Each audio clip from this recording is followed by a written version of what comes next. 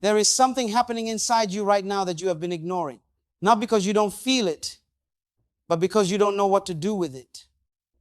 It's that restlessness that wakes you up at 3 a.m, that quiet voice that tells you something is missing. That feeling you get when you look at your life and realize that what you have doesn't match what you know you were made for. You have been waiting for the right time. You have been waiting for the right opportunity. You have been waiting for someone to give you permission. But I need to tell you something today that nobody else is going to say to your face. The waiting is not wisdom. The waiting is fear wearing the costume of patience. And it has been robbing you every single day. Stop waiting. Start today. Because this moment right now is your turning point. Let me explain what I mean. There is a version of you that exists in your imagination. You have seen that person. Late at night, when everything is quiet and your defenses are down, you catch a glimpse of who you could be. The business you could build, the impact you could make, the life you know is possible if only something would shift, if only conditions were different, if only you had more time, more money, more support, more confidence. That version of you is not a fantasy. That version of you is a blueprint. And blueprints don't exist to frustrate you. They exist to guide you. The problem is that most people confuse seeing the blueprint with being too far from the building. They look at the gap between where they are and where they want to be, and they interpret that gap as evidence that they are not ready, not qualified, not deserving. But the gap is not a disqualifier. The gap is the journey. And the journey doesn't start when you're ready. The journey starts when you decide. Here is one of the most important principles I want you to understand today. Readiness is not a feeling. Readiness is a decision. Read that again. Readiness is not a feeling. Readiness is a decision.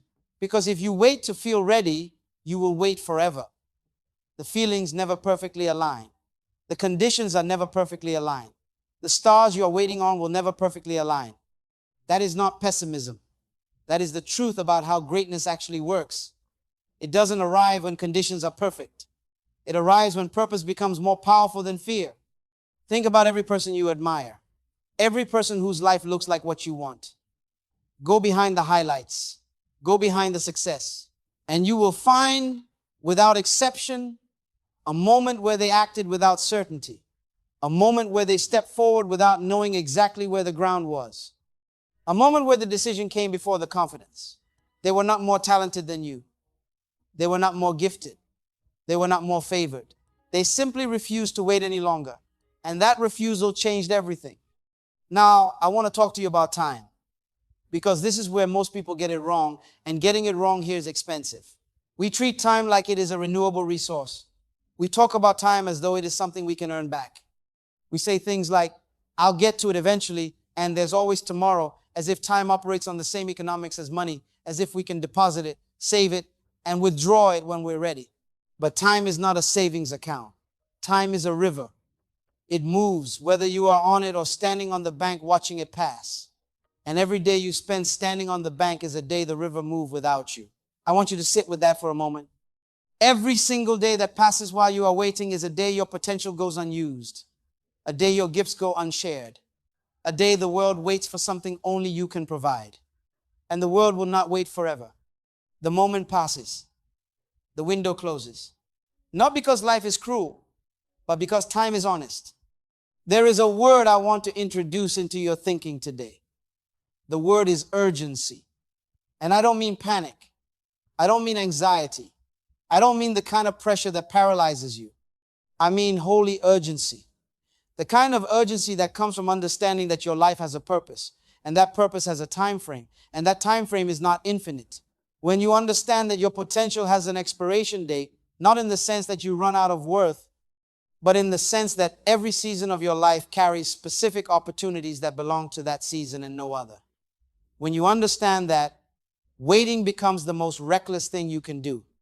A farmer does not plant in winter and expect a summer harvest. Not because planting in winter is lazy, but because there is a season for every seed. And missing the season means missing the harvest. You are carrying seeds right now. Ideas, dreams, gifts, abilities. And they are waiting for you to plant them in the right season. And the season is now. Not next year. Not when the economy improves. Not when your children are older. Not when you feel more confident. Not when you have more money in the bank. Now, Let me be direct with you about something that I think is holding more people back than any external obstacle ever could. The real enemy of your potential is not your circumstances. It is your comfort. Comfort is seductive. Comfort tells you that you are okay where you are. Comfort tells you that things could be worse. Comfort tells you that at least you have stability, at least you have security, at least you know what to expect, and all of those things may be true. But comfort is also the thing that keeps ordinary people from ever becoming extraordinary.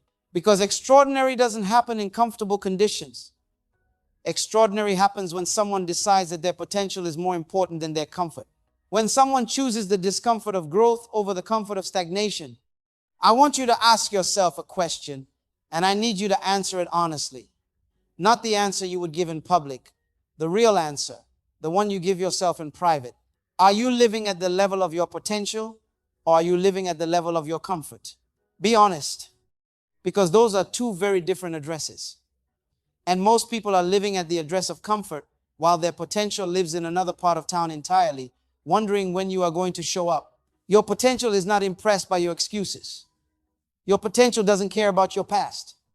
Your potential is not concerned with who didn't believe in you, who didn't support you, who didn't see what you were capable of.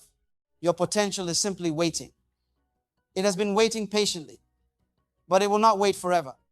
At some point, an unused life begins to atrophy, not dramatically, not all at once, but slowly, quietly, the way a muscle wastes when it is never used. The dreams get smaller, the ambitions get quieter. The voice that once told you about your destiny gets drowned out by the noise of the ordinary. And one day, years from now, you look back and you realize that the gap between who you were and who you could have been is now too wide to bridge. Don't let that be your story. Now I want to give you something practical. Because inspiration without direction is just emotion. An emotion that doesn't lead to action is just noise. So let me give you the framework for what starting today actually looks like. The first thing you need to understand is this. Starting is not the same as finishing. People confuse these two things, and the confusion paralyzes them. They look at the full mountain and feel overwhelmed because they're trying to summit the peak before they've taken the first step.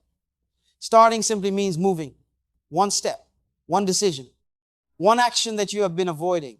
It doesn't need to be dramatic. It doesn't need to announce itself to the world. The most powerful starts in history happen quietly, in garages and small apartments and late nights after work. They happened without fanfare, without applause, without anyone watching, but they happened. And that is the whole point. The second thing you need to understand is that clarity comes from motion, not from stillness. Most people are waiting to get clear before they move. They want to have the full picture before they take a step. They want to know exactly where they're going before they get in the car. But that is not how clarity works. Clarity is a reward for movement. You don't think your way to your destiny. You move your way toward it. And as you move, the path reveals itself. Details you couldn't see from a distance become visible when you are in motion. Opportunities you didn't know existed emerge when you are actively pursuing purpose. The map appears while you are walking, not while you are standing still. The third thing you need to understand is that every day you wait is a decision. And I want to make sure you understand the full weight of that statement. Because people talk about waiting as though it is neutral, as though not deciding is different from deciding, as though postponing is somehow separate from choosing. But waiting is a choice. Every single day you choose not to start is a day you actively choose to stay exactly where you are. You are not pausing, you are choosing. And if you would not consciously choose to stay stuck, then you cannot afford to unconsciously choose to wait. The fourth thing is this. You don't need more information. You need more courage. This is the one that most people don't want to hear because information is accessible. You can get more information. You can read another book, watch another video, take another course. And all of that can feel productive. It can feel like preparation. It can feel like responsible, careful movement toward your goal. But for most people, more information is just a sophisticated delay tactic, a way to feel like you're doing something without risking anything. Real progress doesn't happen in the research phase. Real progress happens when you take what you know and you use it, when you apply it, when you put it into the world and let it be tested. You have enough information to take the next step. What you need is the courage to take it. And that brings me to the most important thing I want to say to you today. Courage is not the absence of fear. Courage is the decision that something matters more than the fear. Read that slowly. Courage is not the absence of fear. It is the decision that something matters more than the fear. Because fear is not going away. Fear is a permanent feature of living at the edge of your potential. Every single time you step into a new level, fear is going to be there. It lives at the boundary between where you are and where you are called to be. And if you are waiting for it to leave before you act, you are going to wait a very long time. The people who change the world are not fearless. They are afraid and they act anyway. They feel the weight of uncertainty and they step forward anyway. They don't know exactly what will happen and they move anyway because they have made a decision that their purpose is bigger than their fear. That is the decision I am calling you to make today. Not the decision to have everything figured out. Not the decision to have all your resources in place. Not the decision to feel completely ready and completely confident and completely certain. Just the decision that your purpose is bigger than your fear. That's it. That's the turning point. That single decision is what separates people who live their potential from people who spend their lives wondering what could have been. Let me talk to you for a moment about the people who are watching your life. I know you don't always think about this, but there are people connected to your future. People who need what you carry. People whose problems you were designed to solve. People whose lives will change when you finally step into what you were made for. And right now, while you are waiting, they are waiting too. Not consciously, not with your name in their mouths, but they are in situations that only your gift can address. They are in places that only your contribution can improve. They are asking questions that only your experience can answer. Your delay is not just affecting you. Your potential was never just for you. And I want you to feel the weight of that responsibility, not as pressure that crushes you, but as purpose that propels you. Because when you understand that your gifts exist to serve others, waiting stops feeling like caution and starts feeling like selfishness. Because every day you hold back what you were made to give, someone somewhere goes without what you were meant to provide. This is not about arrogance. This is about stewardship. The greatest act of humility you can perform is to fully develop and deploy every gift you have been given. Not for your own glory, but for the benefit of those connected to your purpose. The world doesn't need a perfect version of you. The world needs a present version of you. A version that shows up, that tries, that contributes, that serves. A version that is imperfect but moving. Because a moving target improves as it moves. A stationary one simply stays where it is. Now let me speak to someone specific. Maybe you started something once, a business, a creative project, a ministry, a relationship, a personal goal, and it didn't work out the way you planned. And that failure or that setback or that disappointment became the reason you stopped trying. You told yourself you gave it a shot.